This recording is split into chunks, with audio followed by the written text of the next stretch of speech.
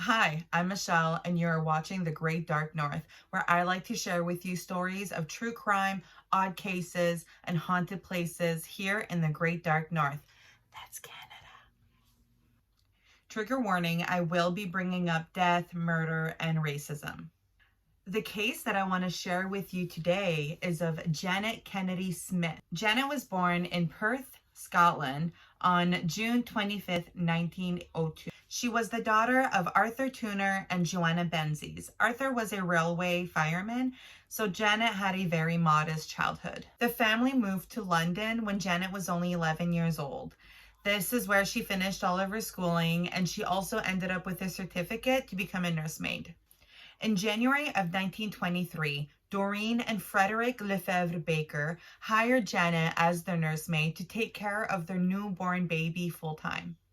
When Mr. Baker got a job transfer to Paris, Janet followed suit with them. In October that year, the Baker family made the decision to move back home to Vancouver, British Columbia, in Canada. Janet moved to Canada with the Baker family with a promise of $30 a month and also a return flight back home at the end of her employment. $30 in 1923 is the equivalent of $472 today. The Baker family lived in a house on the West End, which the area was a lot richer than what Janet was ever used to. There was also a park in the neighborhood called Stanley Park, which in her diary it states that she frequently took the baby out for strolls there, and she got to meet Vancouver's available bachelors, and she also got to meet a few other nursemaids. She also states in her diary that a lot of these relationships that develop with these men, most of them were flirtatious, and only once in a while it would become serious. In May 1924, the Baker family moved in with Mr. Baker's brother. It doesn't state why, it just says it happens.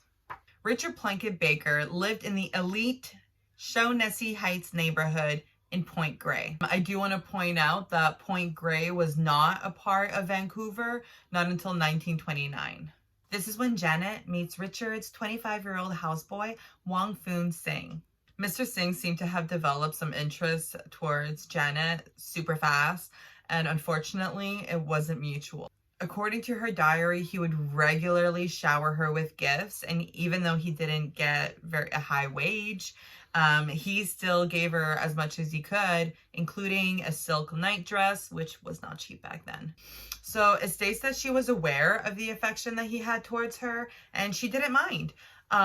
She actually quite enjoyed the attention that she got from men, according to her diary. The morning of July 26, 1924 is unfortunately when everything changes.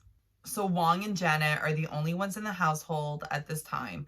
And while he's peeling potatoes, he hears this really loud bang. He assumes that it's just a car backfiring. He runs to the window. There's no vehicles around. So he starts searching the house, and he unfortunately finds Janet's lifeless body in the basement next to an ironing board. There are two different descriptions on where Janet was shot. One is in her temple. The other one is right above her eye, both on the right side.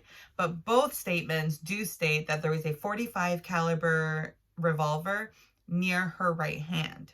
This is when Wong phones Frederick Baker and informs him of the gruesome discovery. Mr. Baker then rushes home and confirms that Janet had in fact passed away. Mr. Baker then phones the Point Grey police and informs them of what has happened. So one thing I wanted to mention that was never brought up again during the investigation is that the gun found by Janet was owned by Richard Baker, and Richard and his wife Blanche were on a trip to Europe while this all happened. Their first police officer on scene, Point Grey Police Constable James Green. He arrives at the house, and within minutes, he picks up the revolver without gloves. He makes it impossible to obtain fingerprints. My mind was blown. I had to do a Google search. And yes, in 1924, fingerprint testing was a thing in Canada. So the undertaker was called in to do his job. He was requested by the police and the coroner to do an embalming right away. This was the undertaker's first time ever doing an embalmment on a victim of a violent crime without an autopsy. The embalmment would remove other evidence that would have been found during an autopsy. They didn't even test her to see if she was sexually assaulted, which again, the evidence would be removed with the embalmment. Dr. Hunter had in fact been hired to do an autopsy, but that was after the embalmment. So really, he did the best that he could with what he had. Although the doctor didn't find a bullet, there was no powder burn on her face. Her scalp was partially removed from her skull and her cranium was cracked. The police didn't find any blood or brain matter on the floor or on the walls. The police still called it a self-inflicting but accidental death. According to Forbidden Vancouver, it made more sense that Janet died from a blow to the head rather than a bullet. Although the doctor vocalized his findings, the jury still deemed her death accidental. The partially removed scalp and the cracked cranium were explained by when she accidentally shot herself and she fell back. She hit the corner of a laundry tub, and that's what caused that injury. Janet Smith was then buried at Mountain View Cemetery in Vancouver on March 30th, 1924. I couldn't actually confirm that date. It's just the only date that I could find. So some of Janet's friends, two of which were also Shaughnessy nursemaids, they really didn't believe that she accidentally shot herself. And they also stated that she felt uncomfortable around Wong. They believed in this so strongly that they contacted the Vancouver's United Council of Scottish Society and a Presbyterian church leader, Reverend Duncan McDougall, for their aid. So McDougall then contacted the Scottish Society and convinced them that one of their own had been brutally murdered. This is like when this group hires this person, so they hired this person, hired this person. So bear with me for a second. McDougall then contacted the Scottish Society and convinced them that one of their own was brutally murdered. The Scottish Society then contacted the Provincial Attorney General, Alexander Malcolm Manson, by telegram demanding him to reopen the case. So then the Attorney General, Mr. Manson, hired Inspector Forbes Cruikshank to work on the case. Cruikshank then recruited private detective Oscar Robinson to find out more information on Mr. Singh. Robinson then started following Mr. Singh and really learned his daily routine, everything he did. On the evening of August 24th, 1924, Mr. Singh went out and he met a couple of his friends out in public when suddenly a black car pulls up, two guys come out and grab Mr. Singh and throw him in the vehicle and drive off. That's when Mr. Robinson brings Mr. Singh to his detective bureau and basically have a strong talk with him. And we're trying to get a confession out of him, but they weren't able to, so he was released overnight. So while all of these people were getting involved with the case, a lot of articles were being written, especially by the Vancouver Star. They were talking about how bizarre Janet's death was and the obvious inadequate work that was coming from the police officers. Unfortunately, they were taking a lot of rumors and hearsays and publishing them as if they were facts. Because of all the attention that these articles brought on, there was a lot of pressure from the public for them to reopen the case. This led to her body being exhumed on August 28th, 1924, and it also led for a second investigation to start in the month of September. It was brought to court for a second time, and this time the jury found that Janet had in fact been murdered. The Scottish Society then really pushed the government to keep on investigating the case to find out who caused the death of this 22-year-old nursemaid. This next part that I'm about to bring up makes me very uncomfortable to even talk about, but just trigger warning, this is when the racism is going to get brought up. The Scottish Society then campaigned for Vancouver MLA Mary Ellen Smith to introduce a legislation to prevent employers from having white women and Orientals work within the same household. In November, she introduced the Janet Smith Bill. She named it after the victim. We're gonna move past that because it gets better. Okay, it didn't stick, obviously, but it didn't stick. So a large newspaper called the Vancouver Province, it stated that it went against the Anglo-Japanese Treaty from 1911. But this obviously didn't stick.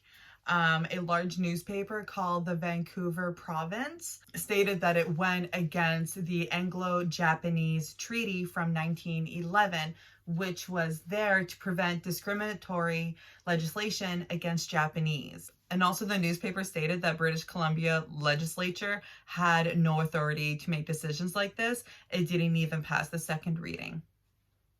Yay. So you would think that'd be end of the craziness, right? Like Mr. Singh's being kidnapped. They tried to rule a legislation where they wouldn't be able to hire white women and Orientals within the same household. My mind was blown. So interest gradually started dying down from the newspapers and the public, as it does with cases like this, right? Until March 10th, 1925. So this is close to a year after Janet's death, but not quite. Mr. Singh was kidnapped for a second time. A group of men wearing KKK robes walk into Mr. Baker's home and kidnap Mr. Singh. He was tortured for 6 whole weeks. And they were trying to get a confession out of him. They were trying to get him to admit what he did to Janet, but his story wouldn't change. May 1st, they finally released him.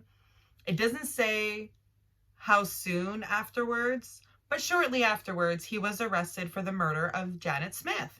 Now, Mr. Singh goes to trial. He was represented by a prominent lawyer that was appointed to him by the Chinese Benevolent Association. Due to lack of evidence, the case was thrown out in October of 1925.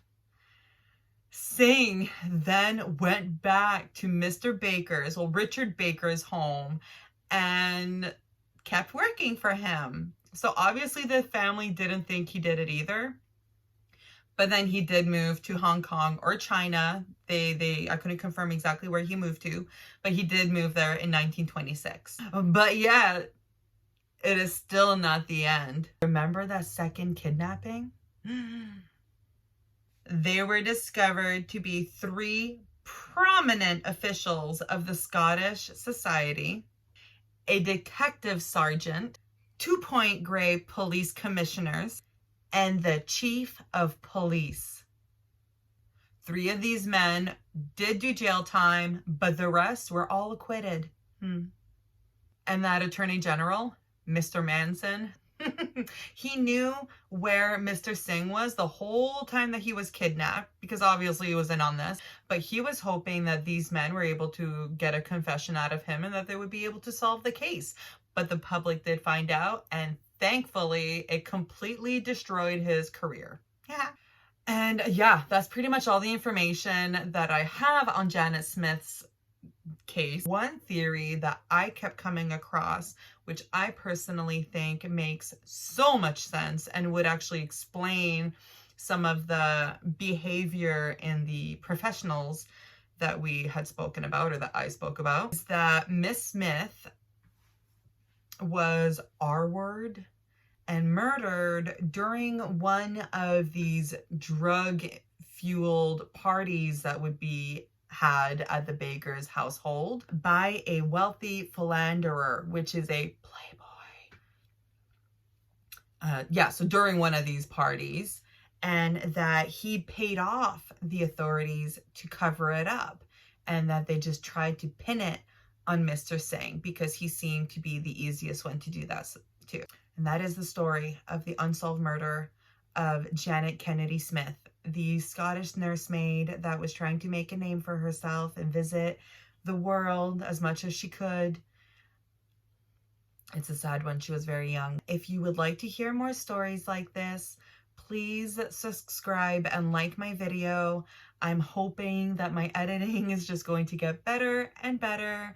I know that it's probably still choppy for this one, and I've moved the camera a couple times. But yeah, and if you have any local cases that you would like me to talk about, whether it's true crime or a haunted house or anything like that, let me know. I would love to hear about it and I would love to do some research on it. All right. But catch you next time.